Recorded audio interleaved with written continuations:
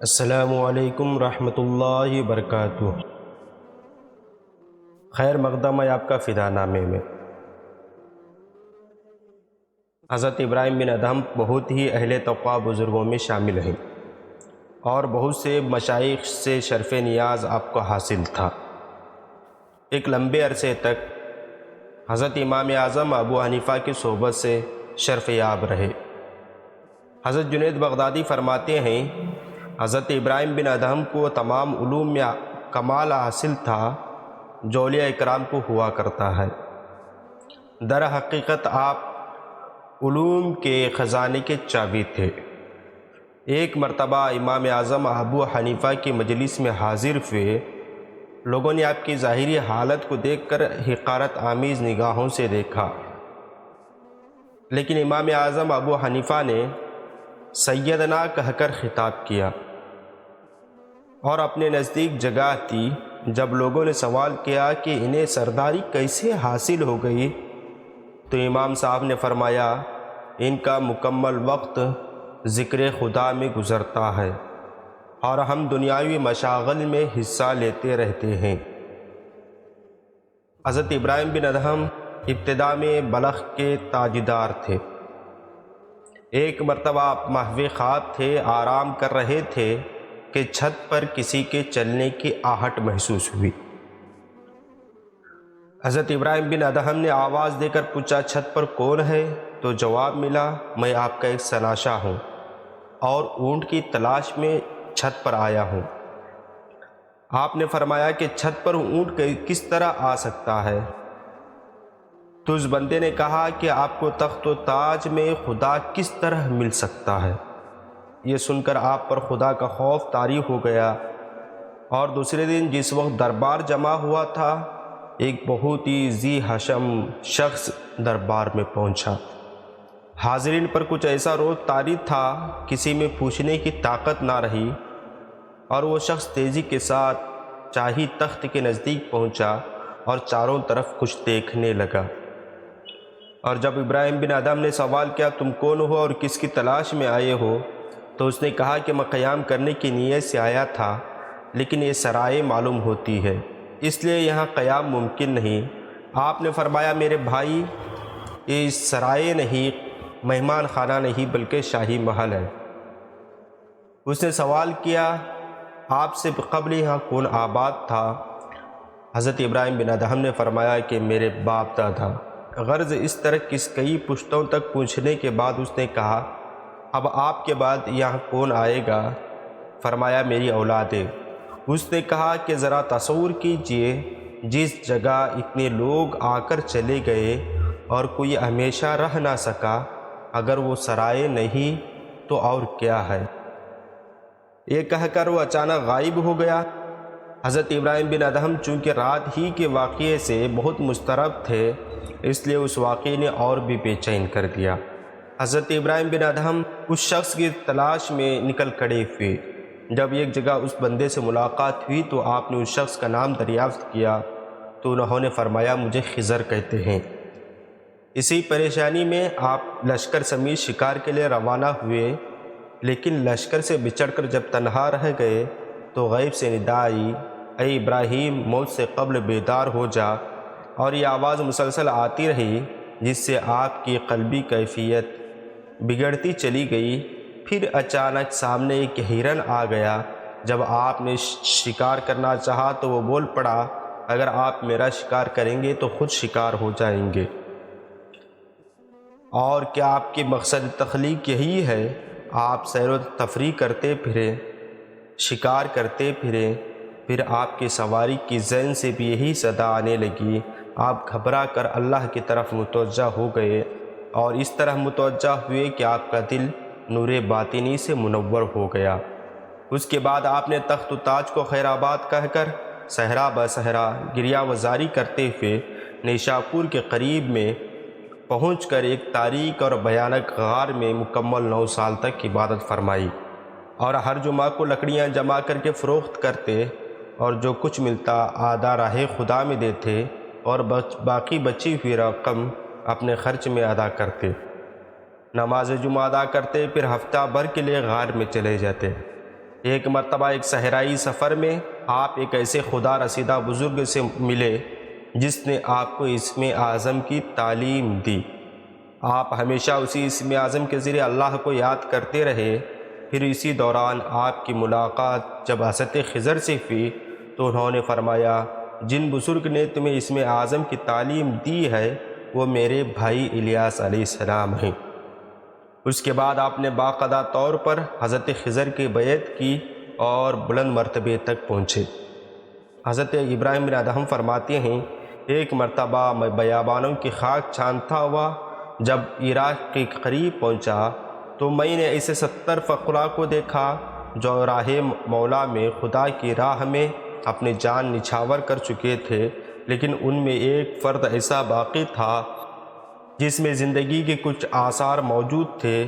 جب میں نے اس واقعے کی نوعیت دریافت کی تو اس نے کہا، اے ابراہیم، بس محراب اور پانی کو جزو یا حیات بنا کر آگے جانے کی صحیح نہ کرو ورنہ مہجور ہو جاؤ گے، اور قربت کا تصور بھی چھوڑ دو ورنہ اذیت اٹھاؤ گے، کیونکہ کسی کی تاب و طاقت نہیں کہ سلامت روی کی حالت میں گستاخی کا مرتکب ہو سکے۔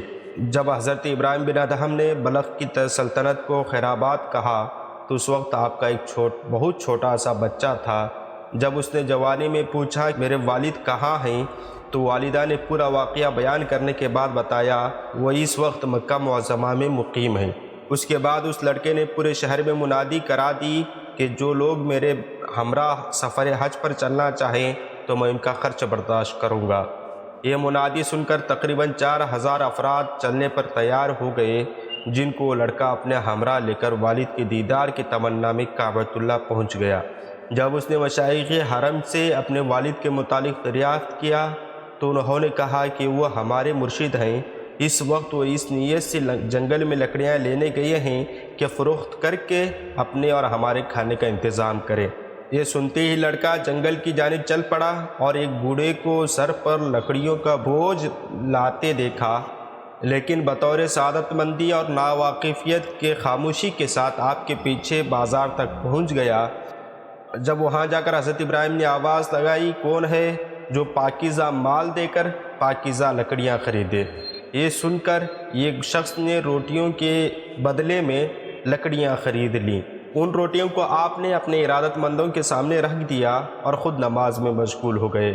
آپ اپنے ارادت مندوں کو ہمیشہ ہدایت فرمایا کرتے تھے کہ کبھی کسی عورت یا بے ریش لڑکے کو نظر بھر کر نہ دیکھنا، اور خصوصاً اس وقت بہت محتاط رہنا جب ایام حج کے دوران اکثر عورتیں اور بے ریش لڑکے جمع ہو جاتے ہیں، اور تمام افراد اس ہدایت کے پابند رہتے ہوئے آپ کے ہمراہ طواف میں شریک رہتے۔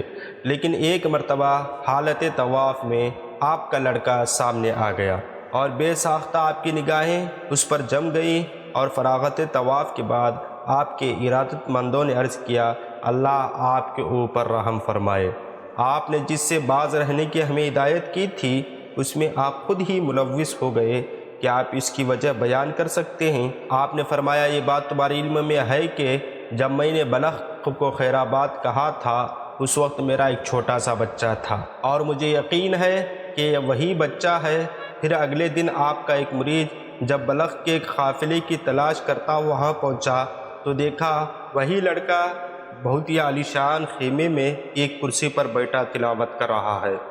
جب اس لڑکے نے حضرت ابراہیم بن ادہم کے مرید سے آنے کا مقصد پوچھا تو مرید نے سوال کیا، آپ کس کے صاحبزادے ہیں؟ یہ سنتے ہی اس لڑکے نے روتے ہوئے کہا کہ میں نے اپنے والد کو نہیں دیکھا، لیکن کل ایک بوڑھے لکڑہارے کو دیکھ کر یہ محسوس ہوا کہ شاید یہی میرے والد ہیں۔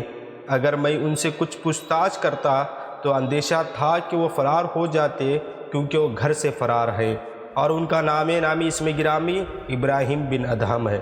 یہ سن کر مرید نے کہا، چلیے میں ان سے آپ کی ملاقات کرواتا ہوں۔ اور وہ شخص اپنے ہمراہ آپ کی بیوی اور لڑکے کو لے کر بیت اللہ میں داخل ہو گیا، اور جس وقت بیوی اور بچے پر آپ کی نظر پڑی تو فرط محبت سے بے تابانہ دونوں لپٹ گئے اور روتے روتے بے ہوش ہو گئے۔ ہوش آنے کے بعد جب حضرت ابراہیم بن ادہم نے پوچھا تمہارا دین کیا ہے؟ تو لڑکے نے جواب دیا اسلام۔ پھر سوال کیا تم نے قرآن کریم پڑھا ہے؟ لڑکے نے اس بات میں جواب دیا۔ پھر پوچھا اس کے علاوہ اور بھی کچھ تعلیم حاصل کی ہے؟ لڑکے نے کہا ہاں جی ہاں۔ یہ سن کر فرمایا الحمدللہ۔ اس کے بعد جب آپ جانے کے لیے اٹھے تو بیوی اور بچے نے اصرار کر کے آپ کو روک لیا، جس کے بعد آپ نے آسمان کی طرف چہرہ اٹھایا اور کہا یا الہی اغیثنی۔ یہ کہتے ہی آپ کے صاحبزادے زمین پر گر پڑے اور فوت ہو گئے۔ اور جب ارادت مندوں نے سبب دریافت کیا تو فرمایا جب میں بچے سے ہم آغوش ہوا تو وفور جذبات اور فرط محبت سے بےتاب ہو گیا، اور اسی وقت یہ ندائی ہم سے دوستی کے دعوے کے بعد دوسرے کو دوست رکھتا ہے۔ یہ ندا سن کر میں نے عرض کی یا اللہ، یا تو لڑکے کی جان لے لے یا پھر مجھے موت دے دے۔ چنانچہ لڑکے کے حق میں دعا مقبول ہو گئی۔ حضرت ابراہیم بن ادہم فرمایا کرتے تھے کہ 15 برس کی مکمل اذیتوں کے بعد مجھے یہ ندا سنائی دی، ایسو عشرت کو ترک کر اور اس کی بندگی اور احکام کے لیے تیار ہو جا۔ ایک شخص کئی برس تک حضرت ابراہیم بن ادہم کی صحبت میں رہ کر جب واپس جانے لگا تو عرض کیا اگر کچھ خامیاں یا برائیاں آپ نے میرے اندر دیکھی ہوں تو مجھے بتا دیجئے تاکہ میں ان کو دور کرنے کی کوشش کروں۔ فرمایا میں نے تمہیں سدا نظر محبت سے دیکھا ہے اور عیب پر تو صرف دشمن کی نظر جاتی ہے۔ جب لوگوں نے حضرت ابراہیم بن ادہم سے دعاؤں کے قبول نہ ہونے کی شکایت کی تو فرمایا تم خدا کو پہچانتے ہوئے بھی اس کی اطاعت سے گریزاں ہو اور اس کے قرآن اور رسول سے واقف ہوتے ہوئے بھی ان کے احکام پر عمل پیرا نہیں ہوتے اور اس کا رزق کھا کر بھی شکر ادا نہیں کرتے، جنت میں جانے اور جہنم سے نجات پانے کا انتظام نہیں کرتے، ماں باپ کو دفن کر کے بھی عبرت حاصل نہیں کرتے، ابلیس کو دشمن جانتے ہوئے بھی اس سے دشمنی نہیں رکھتے، موت کی آمد کا یقین رکھتے ہوئے اس سے بے خبر ہو اور اپنے عیب سے واقف ہوتے ہوئے بھی دوسروں کی عیب جوئی کرتے پھرتے ہو، پھر بلا خود سوچو ایسے لوگوں کی دعائیں کیسے قبول ہو سکتی ہے۔ حضرت ابراہیم بن ادہم فرمایا کرتے تھے کہ ایک مرتبہ حضرت جبریل علیہ السلام کو خواب میں دیکھا، وہ کوئی کتاب سے بغل میں دبائے ہوئے ہیں۔ میرے سوال کے جواب میں فرمایا میں اللہ کے دوستوں کے نام کو درج کرتا رہتا ہوں۔ پھر میں نے پوچھا کیا اس میں میرا نام بھی شامل ہے؟ فرمایا کہ تمہارا شمار خدا کے دوستوں میں نہیں ہوتا۔ میں نے عرض کیا اس کے دوستوں کا دوست تو ضرور ہوں۔ یہ سن کر وہ کچھ دیر ساکت رہے، خاموش رہے، پھر فرمایا مجھے اللہ کی جانب سے یہ حکم ملا ہے سب سے پہلے تمہارا نام درج کروں اور اس کے بعد دوسروں کا، کیونکہ اس راستے میں مایوسی کے بعد ہی امید ہوتی ہے۔